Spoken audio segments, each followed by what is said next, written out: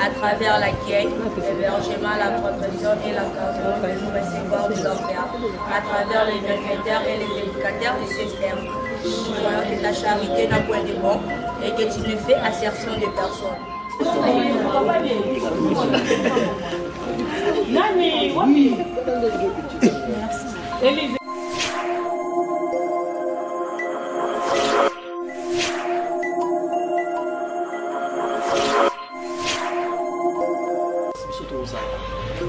Son message tout le monde dans la salle tout le monde m'a amiki to watali pena bu papa munene le roi pena trésor mo soyé à quotité propre ote biso pena bo mo to lekisa kaka lova po azaka secrétaire non so senga tika la tikali ki o esengi to kota to koti donc kala penza mais tellement ba voyage ngaki to confirmer kanga ki to bafungoli nzela ayaki to zali pena matanga ya ba bayasa donc dans nazaki te na kini tanda ko gérer pena pour moi ezaki trésor moso na yasa mobali bazali nga ye moko abi confirmer kanga ngai donc trésor moso et voilà je pense que bon message nae ko ba éviter oui ba trésor moso bon moi la souvent mingi na côté musala donc mais ye wana personne moso MT pardon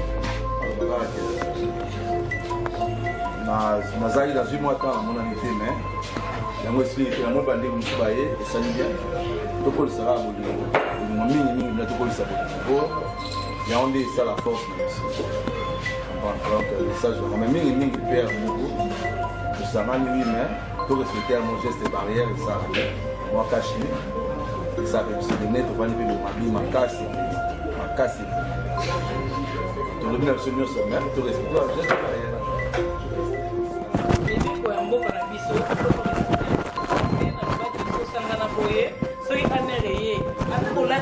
comme association mais ce qu'on a un document mon côté les autorisé bino bon sangana et infraction yango moni bakonzi basenga que tout ça là statut tout ça là qui déjà statut les ana maboko na bana mais na statut pesenga ka ba animateur et association ba yebana yango tout ça là qui code électoral wana et les autres ndabiso tout ça là d'élection Nganaza naebi nanga batute bolimbisanga je connais pas des gens awake naza na mauvaise foi te pona o mutuboye naebi na mutasimba keste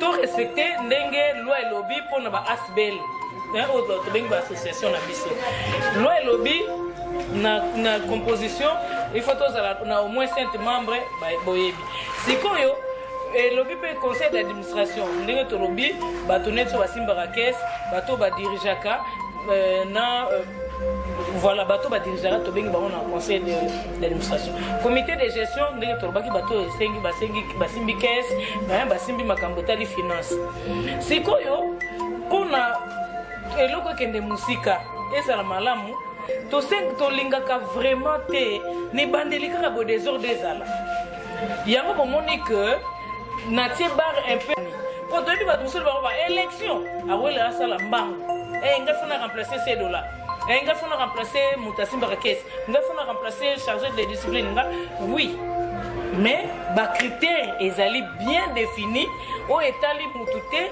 eza na kati ya code électoral oyo papa junior na président ba relaxa bino mais to lingi seigneur to fait son merci parce que la biso pour la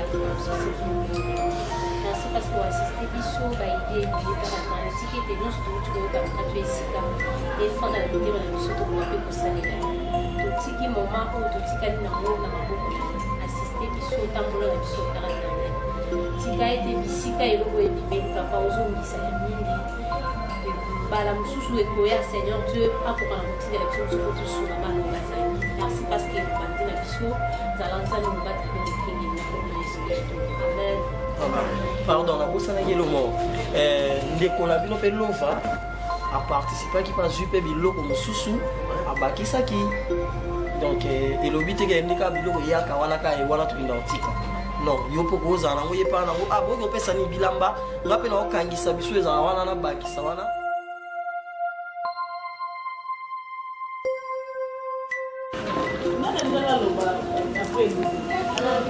ok azawa baboyel bane ayamba ngwa ya koluka yo lo basi okotaki mesi baloba ini na mesi tu peux me prendre ici c'est un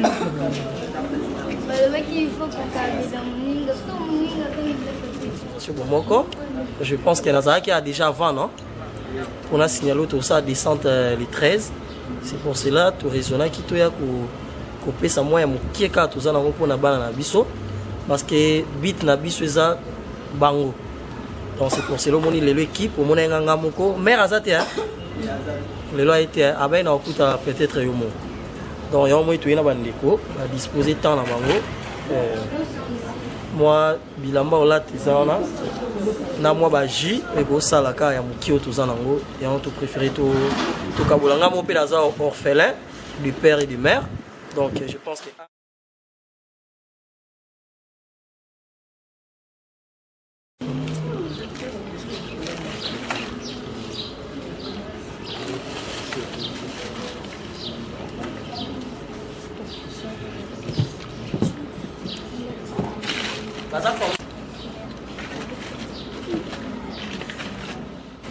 Oyo teka 10 litres leo na butu alati ni ngombe olati wa mesi c'est jouer loba makasi Sabao. Kombo ya mboka nani? Mwanza. Oza âge nini? 7 ans. Siko lobi nini mpona bato baye kotala yo bapesi yo elamba na sapato lobi nini? Merci. Zamba pambola bino abakisa bino ebele banzela bino ke liboso.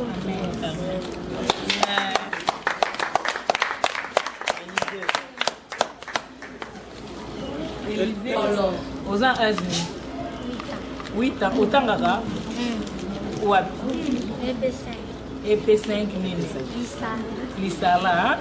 Siko ndenge bandeko bayeko kotala yo batikeli yo mwa biscuit mwa jus na bilamba olobi nini? À travers laquelle l'hébergement, la protection et l'encadrement que nous recevons de leur Père, à travers les bienfaiteurs et les éducateurs de cette terre. Nous voyons que ta charité n'a point de bon et que tu ne fais assertion de personne.